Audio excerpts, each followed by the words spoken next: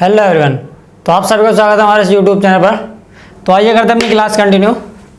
तो आज हम पढ़ाएंगे चैप्टर सेकंड जिसका नाम है बहुपद। जो क्या है बहुपद है, इसे इंग्लिश में कहते हैं पॉलिनोमियल। इंग्लिश में कहते हैं इसे पॉलिनोमियल। तो बहुपद क्या होता है, बहुपद कैसे होते हैं ये जानेंगे। सबसे पहले नंबर फर्स्ट पे जानेंगे हम रेखिक बहुपद। क्या जानेंगे कि रेखिक बहुपद क्या होते हैं। तो जानेंगे रेखिक बहुपद। तो क्या होते हैं रेखिक बहुपद? ऐसे बहुपद जिसमें जो हमारी चर राशि होती है, चर कैसी, जो x, y, a, b, c, d इस तरह से जो राशि होती है इन्हें हम चर राशि कहते हैं। तो इनकी पावर जो जब एक होती है, जैसे x प्लस 3 है, तो ये कैसा एक बहुपद है, ये रेखिक बहुपद है, क्योंकि इसमें जो हमारी चर राशि उसकी पावर कितनी है, एक है। तो इसी प्रकार हम कहेंगे कि ये कैसी राशि है, वो कैसा बहुपद, तो कैसा बहुपद है, ये एक रेखिक बहुपद है। इस प्रकार हम कहेंगे। अब आते हैं नंबर 2 पर। तो रेखिक बहुपद में और एग्जाम्पल लें तो किस तरह से हो जाएगा, x प्लस √2 या y प्लस 3/2। तो इस तरह के जो एग्जाम्पल ये सब काम आते हैं हमारे रेखिक बहुपद में आते हैं। अब आते हैं नंबर 2 पर। नंबर दूसरा देखें।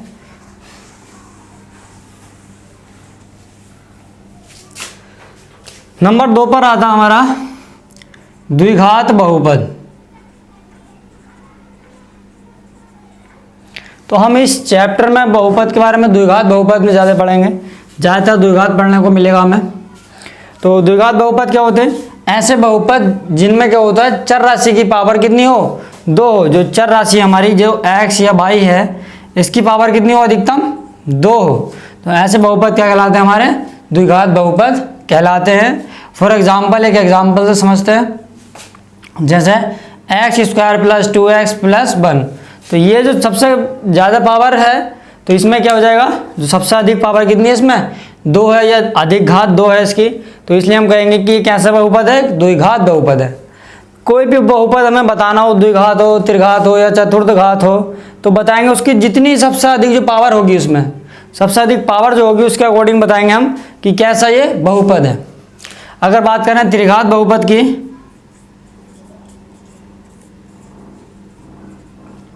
तो त्रिघात में क्या हो जाएगा, यानी उसकी अधिकतम घात कितनी हो जाएगी, 3 हो जाएगी। तो अगर हम लें, देखो तो इसका एक एग्जाम्पल देखेंगे। तो जैसे x³ - 3 हो गया ये, तो ये y³ प्लस 2 इस तरह से हो गया।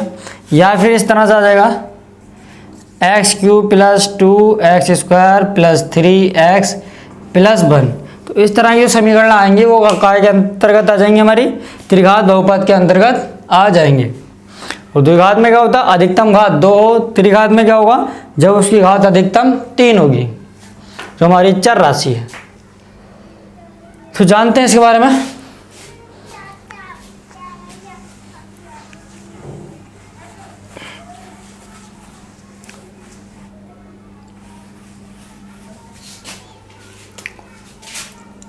तो एक्सरसाइज पे चलते हैं, एक्सरसाइज 2.1।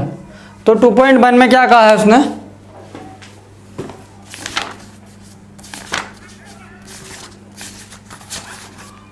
टू 2.1 में कहा उसने किसी बहुपद के लिए y बराबर px, यानी y बराबर हमें px के दे रखा है। और उसने कहा है कुछ आकृतियां दी गई हैं। तो उसने कहा है कि px के शून्यकों की संख्या, px के शून्यकों की संख्या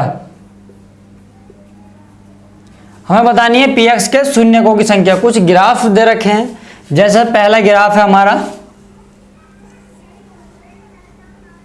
ये x हो जाएगी हमारी, ये x डैश है, ये y और ये y डैश। जो पहला ग्राफ दे रखा है, आप अपनी किताब में देख सकते हैं। जो पहला ग्राफ है वो इस तरह से दे रखा है हमें। तो उसने कहा है px के शून्यक बताने हैं। तो px का मतलब हो गया कि ऐसे शून्य, px का मतलब हो गया कि x अक्ष पर ये जो रेखा एक्स्ट्रा वाली है, ये जो एक्स्ट्रा रेखा है, ये px पर कितनी बार px अक्ष को कितनी बार डिवाइड करती है। ये जो रेखा है ये पी एक्स अक्ष को कितनी बार डिवाइड करती है, तो कितनी बार डिवाइड कर रही है ये, देखो ये जो रेखा है हमारी, इसे अगर हम P मान लें, नहीं P नहीं, चलो S मान लेते हैं। अगर हम इस रेखा को S मान लें तो जो रेखा हमारी S है, ये क्या x अक्ष को डिवाइड कर रही है, नहीं कर रही। तो इसलिए जो px के शून्यक हो जाएंगे हमारे, px के शून्यक कितने होंगे इसमें, 0, क्योंकि ये px को डिवाइड नहीं कर रही है। देखो उसने x कहा है, यानी x अक्ष पर ही हमें बताना है। अगर वो बाई चांस p कह देता, p बाई कह देता, तो हम दर्शाते कि p y को, यानी जो ये रेखा है, तो ये p यानी बाई अक्ष को कितनी बार डिवाइड कर देती है। अगर बाई अक्ष को डिवाइड करेगी तब इसके शून्यक होंगे, अन्यथा इसके शून्यक नहीं होंगे। तो इसी प्रकार अब उसने x कहा है हमसे, तो x कहा है, इसलिए क्या हो जाएगा कि अगर वो x अक्ष को डिवाइड करेगी तब उसके शून्यक हम बता सकते हैं, अन्यथा नहीं बता सकते। तो पहले ग्राफ में क्या हो जाएंगे, उसने कहा px के शून्यक की संख्या ज्ञात कीजिए, तो px के शून्यक कितने होंगे इसमें, 0, क्योंकि ये जो रेखा है हमारी, ये x अक्ष को डिवाइड नहीं कर रही है।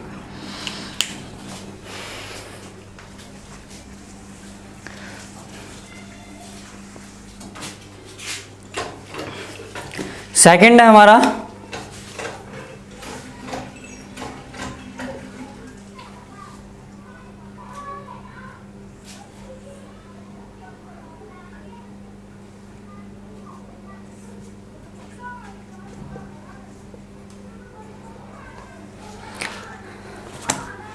सेकंड ग्राफ हमें ये दिया हुआ है, ये बिंदु O हो जाएगा हमारा। अब इसमें देखो ये जो रेखा है हमारी, ये रेखा जो है ये x अक्ष को कितनी बार डिवाइड कर रही है, एक बार डिवाइड कर रही है, वो भी यहाँ पर। तो अर्थात जो px के शून्यक होंगे, तो कितने शून्यक हो जाएंगे इसके। अब देखो एक बार काट रही है ये, x अक्ष को एक बार काटती है, तो इसलिए क्या हो जाएगा हमारा, एक शून्यक इसका हो जाएगा।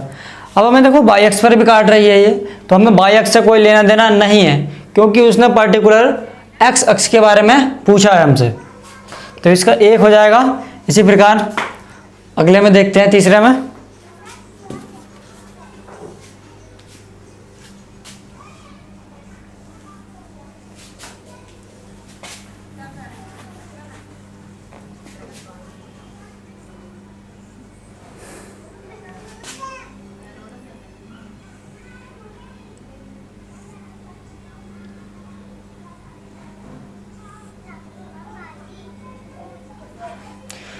तो अगला जो ग्राफ दिया हुआ है हमें इस तरह से दे रखा है, यानी ये देखो ये वाली ये जो रेखा जा रही है, ये px को कितनी बार डिवाइड कर रही है,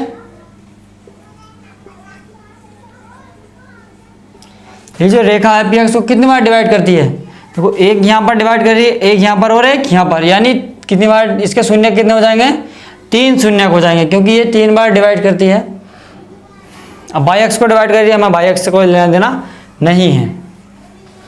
ये तीसरा था। तो फोर्थ है, इसमें फोर्थ क्या दे रखा, देखो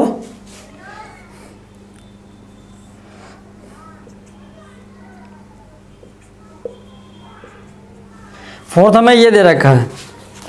अब इसमें शून्यक बताने हैं, तो देखो ये जो रेखा है कितनी बार काटती है इसे, एक और एक, 2 बार काट रही है, तब इसके जो शून्यक हो जाएंगे वो कितने हो जाएंगे हमारे, 2 शून्यक हो जाएंगे।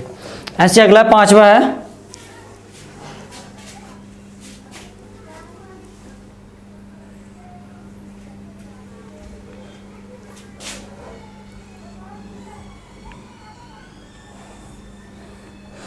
पांचवा कुछ इस तरह से है। अब देखो 5 में कितनी बार डिवाइड कर दिया, वो 1 2 3 4, यानी 5 में 4 बार डिवाइड करी है, तो जो px के शून्यक होंगे कितने हो जाएंगे 5 के लिए, 4। तो जो छठा सवाल है हमारा, छठे में क्या हो जाएगा, देखो छठे का ग्राफ दे रखा है हमें,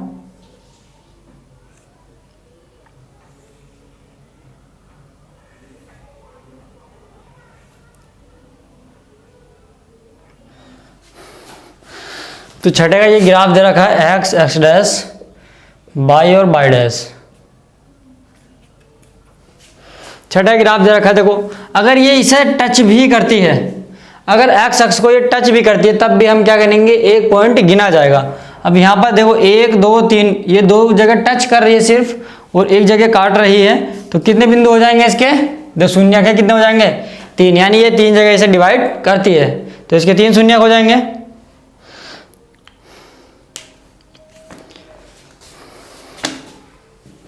तो जो हमारी एक्सरसाइज 2.1 है उसमें ये 6 सवाल थे इसी तरह से शून्य दर्शाने थे।